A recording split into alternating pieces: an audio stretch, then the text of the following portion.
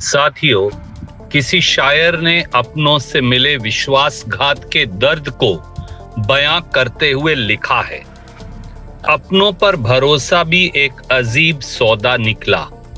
जितना भरोसा किया उतना ज्यादा नुकसान हुआ। हरियाणा की इस बीजेपी सरकार पर यह शेर बिल्कुल फिट बैठता है। हरियाणा के नौजवानों ने इस भरोसे के साथ श्रीमान नायब सैनी की भाजपा सरकार को वोट दिया कि सरकार उन्हें नए रोजगार देगी। 10 साल में 2 बार श्रीमान मनोहर लाल खट्टर जी और भाजपा को वोट दिया कि नए रोजगार देंगे, नई सरकारी नौकरी देंगे। लेकिन हकीकत में ये भाजपा सरकार नौजवानों से उनके पुराने हक को भी छीन रही है।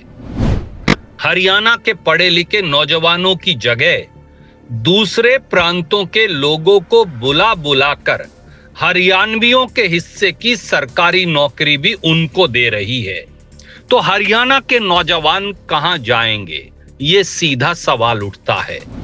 अभी हाल में ही सिंचाई विभाग में सहायक अभियंता यानी असिस्टेंट इंजीनियर पद पर जनरल कैटेगरी के कोटे से 49 नियुक्तियां हुई।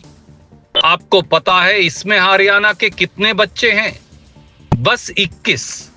बाकी 28 नौकरियां दूसरे प्रांतों से आए लोगों को दे दी गई इस नायब सैनी सरकार द्वारा। इससे पहले भी एएमओ यानी आयुर्वेदिक मेडिकल ऑफिसर की 394 नियुक्तियां हुई, जिनमें से 75% नौकरियां हरियाणा से बाहर के लोगों को दे दी गई। सरकारी आंकड़े ही नायब सैनी की भाजपा सरकार की नीति, नियत और हरियाणवियों की मुखालफत की पोल खोल रहे हैं। आप हाल के दिनों में नौकरियों को लेकर जारी सरकारी आंकड़ों को गौर से देखिए जवानों, नौजवानों। आप खुद समझ जाएंगे कि नायब सैनी की भाजपा सरकार कैसे हरियाणा के बच्चों के साथ बेईमानी कर रही है। इसी भाजपा सरकार ने सिविल जज के पद पर 110 नियुक्तियां की। उनमें से 60 पदों पर, मतलब आधे से ज्यादा पदों पर बाहर के लोगों को लाकर बिठा दिया। बताइए, जिस जज को हरियाणा की संस्कृति की जानकारी नहीं, तौर तरीकों और कस्टम रीति रिवाज की जानकारी नहीं, वो सही न्याय कैसे कर पाएगा?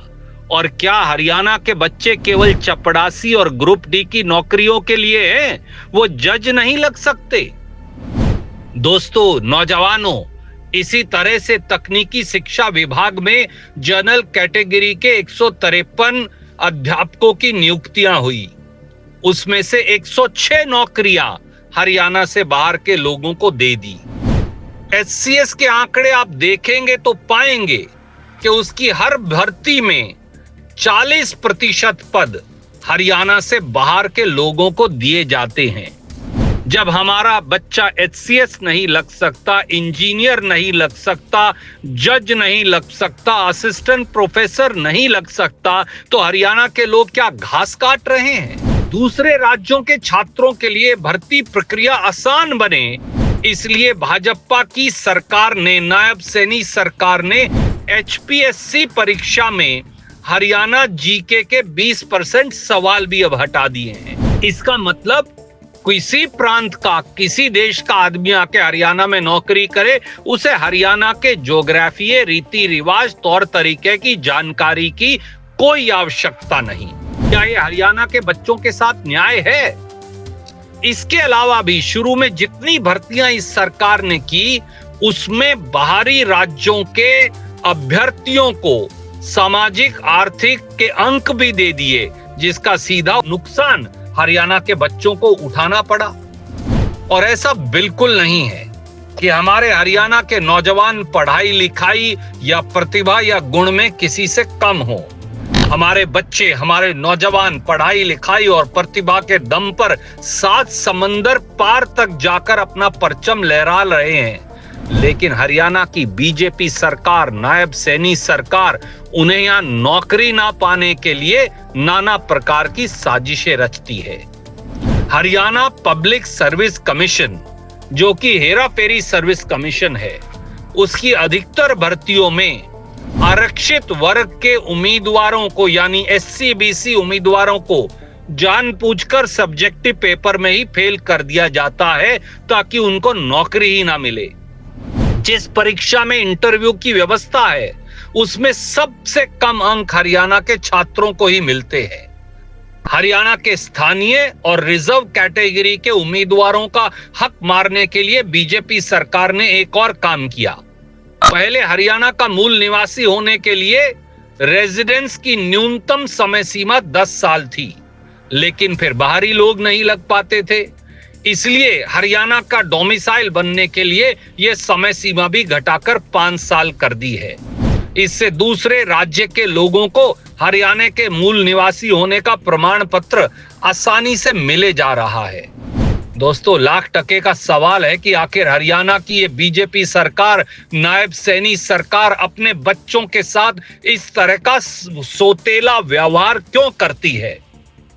असल मामला माल का है, माल का। खट्टर सरकार के समय से ही हरियाणा शिक्षा और नकल माफियाओं का गढ़ बन गया।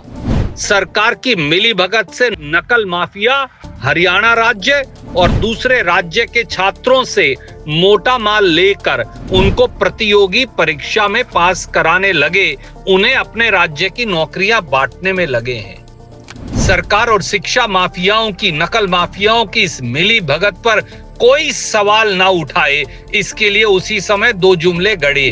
पहला, हरियाणा के लोगों को कंधों के ऊपर कमजोर होते हैं, ये माननीय खट्टर साहब ने कहा था। और दूसरा जुमला था, चपड़ासी मारे और अफसर बाहर के। अफसर की पोस्ट पर कमाई का स्कोप होता है, इसलिए इस पोस्ट को दूसरे राज्य के मालदार छात्रों के लिए आरक्षित कर दिया गया। चपड़ासी की पोस्ट में रोजी रोटी नहीं चलती, वो हरियाणवियों के हिस्से डाल दिया गया। बीजेपी की खट्टर सरकार हो या नायब सैनी सरकार, दोनों के समय से हरियाणा के नौजवानों के साथ बेईमानी की जो परंपरा शुरू हुई, उसे अब तो नायब सैनी जी और ही ऊंचाई पर लेकर जा रहे हैं। लेकिन श्रीमान नायब सैनी जी, आप समझ लें, हरियाणा अपने हक को इस तरह से दूसरों के हाथों में लुटता देखकर चुप नहीं बैठेगा। हरियाणा के नौजवान लड़के और लड़कियां अपने हक की लड़ाई लड़ सकते हैं, ठीक उसी तरह लड़ेंगे जिस तरह से कुरुक्षेत्र के मैदान में पांडवों ने कौरवों से अपने हक की लड़ाई लड़ी थी।